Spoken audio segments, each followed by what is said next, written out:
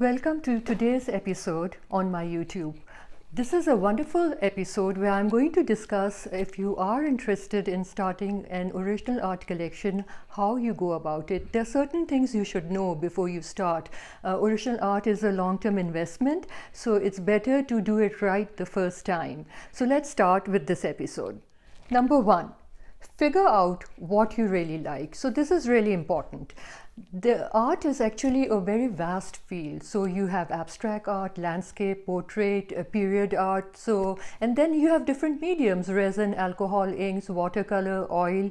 So first of all, you have to do your research. Now, you don't have to buy plenty of books, try to find out what you would like. But these days, it is so easy to get all the information on the internet. So you can do some research online and first see what kind of artwork you like. Now, I generally work with abstract art, and you can see artwork behind me. So then once you know, let's say you like abstract art, then you also have to see the type of medium. Do you like alcohol inks? Do you like resin with mixed media? Do you like acrylics? So it all depends. So do your research and first know exactly what you're looking for that first piece of artwork. Number two, set a budget and be ready to go over it. Yeah, that is the truth. Original art, as I said, is an investment. So you want to really love your piece before you purchase it. So I would suggest that first of all, you set a budget, an X amount. Now you are searching for artwork, you find something, one is okay, the other one is you really love, but it might be slightly, like let's say $100, $200 over your budget. I would say that you go with the second one. This is a long-term investment. You would be seeing it day in, day out, and you want to be happy with your purchase. So many times people come, they buy 3 or 4 small pieces of artwork. I would suggest buy what you really love. If it's a bigger piece, it's slightly over your budget, then go over it. But you should love your artwork, and you should really adore it. The size of the artwork is very important. So before you go and start purchasing original artwork, I would suggest that you check the dimensions of the wall and see what dimension of artwork you would really like. So it is important. You don't want to purchase artwork. Let's say you buy something online and it comes, and then you find out, oh, it's too big for this wall, and it's just it won't fit over here. Or you feel that the wall is huge and the artwork is really small and it looks really weird. Now, with the small artwork, we will talk about framing later on in one of the episodes, and I can give you some tips and tricks. But the thing is, you should really measure the width and the length of the wall, measure what dimension of artwork. So generally it is measured as the length, the width, and the depth. So just measure that before you start purchasing any artwork.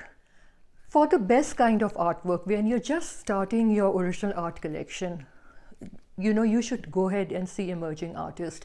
So well-established artists, their paintings are, well-known, and they have an established name in the art world. So their paintings are going to be much more expensive. And if you're just starting your artwork collection, I would say that look at emerging artists, because these emerging artists today might be well-recognized artists 5 years from now. So then the value of the artwork will also increase, because as the artist gets more and more established, they increase the value of their artwork, so the prices do go up. So today what you might buy might have much more market value in 5-10 years from now if that emerging artist is well recognized. So do have a look at different emerging artists and follow them, and then see which one you would like. Let's say I buy a piece of artwork. So the expense doesn't stop over there. So when you purchase an artwork, remember that you will have to pay taxes, the shipping in some cases, and then in other cases when it comes, and if you need a custom framing, that can be costly at times. If it's a huge piece of artwork, let's say 12 feet, then you might need professional installation. So do cater in all these expenses when you're purchasing an original painting, because they do add up. Patience is the key. So finding something which you really love takes time. So please don't hurry and you go and one day you purchase 5 pieces of artwork so you can decorate all the walls in your home, because after a few days you might really like something and you have already spent your budget in buying another piece which was okay. So patience is the key. You know, all the art collectors, the pros, it takes them years and years to make their art collection. So it's not done overnight because their taste might change, they might like new artists. So all these factor in. So please be patient when you're starting your art collection, and just go about it as you like a piece and you really love it, then purchase it. Don't go and buy in bulk all the pieces and then later on you don't know what to do with them. You have to love the artwork that you're purchasing, not like it. So when it is a long-term investment, liking is not enough. You know, let's say I have two paintings. One is okay, I'm not that happy about it, but it's fine, it would look okay. I just need to decorate the wall, so I purchase it. The other might be a painting I really love, and as we talked about it previously, it might be slightly over the budget, but still go with the painting which you love. This is a long-term investment. You would be getting up every morning, day and night, you would be seeing that painting for a long time, so you better love it. Otherwise you will, you know, you will just start disliking it after a while. I love to have paintings around me full of color and bright, vibrant shades of different colors because it makes me happy. So all these paintings you see behind me, they have a special significance for me, and when I see them, they are uplifting for me. So if I had to purchase them, well, I'm lucky I can make my own original artwork, but if I had to purchase them, I would be pretty sure to purchase something which I really love.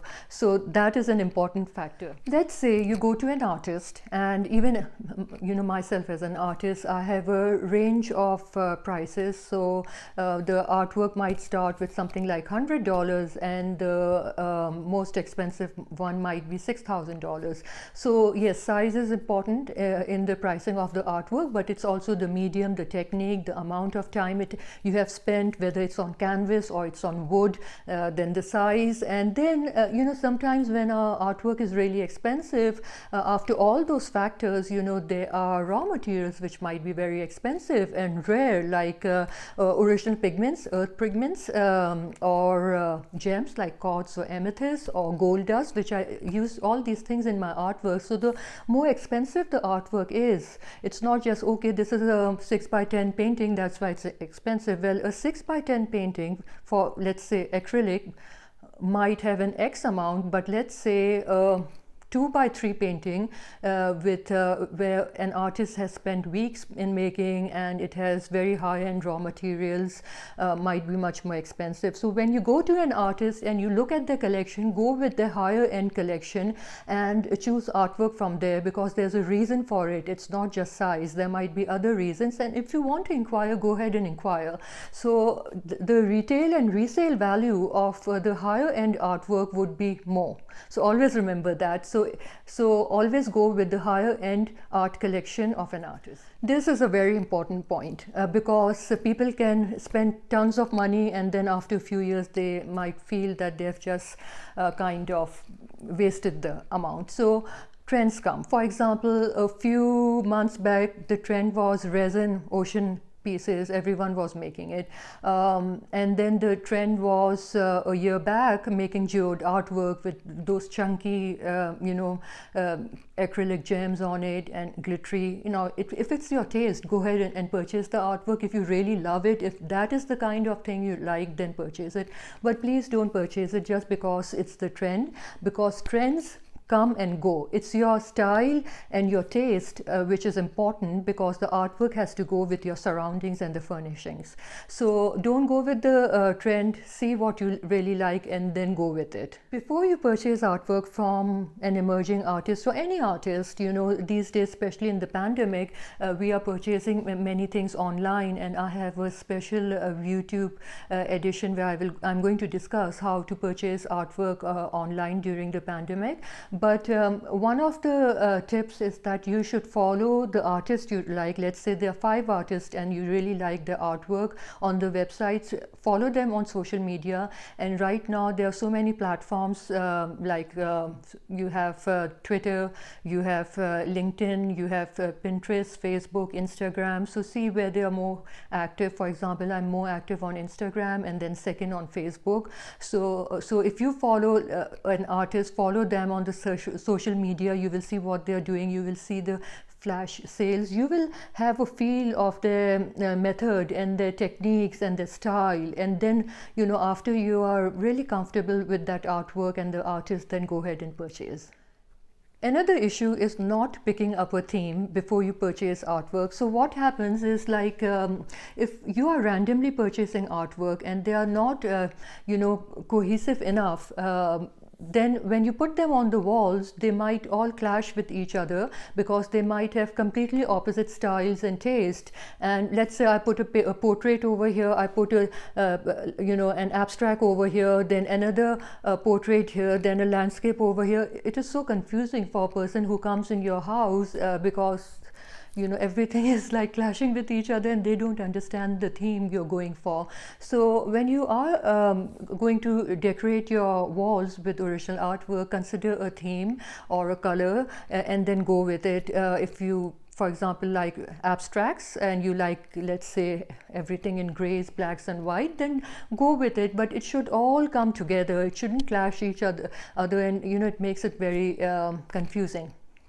The last point is something which many people forget. Keep track of everything. What it means is, when you're purchasing artwork, it is a long-term investment. It might be an expensive piece of artwork, and if you have to sell it in 5-10 years, you should have the paper trail, the email communication, the contact of the artist, the sales receipt. You should have all these things. Many people don't keep it, but I would really suggest keeping it just to be on the safe side if you have to resell your artwork. Also, there's something called certificate of authenticity. That is also something you should ask for or keep. Just these things do matter with time. So I hope you enjoyed today's episode, and we will go with more topics in the near future.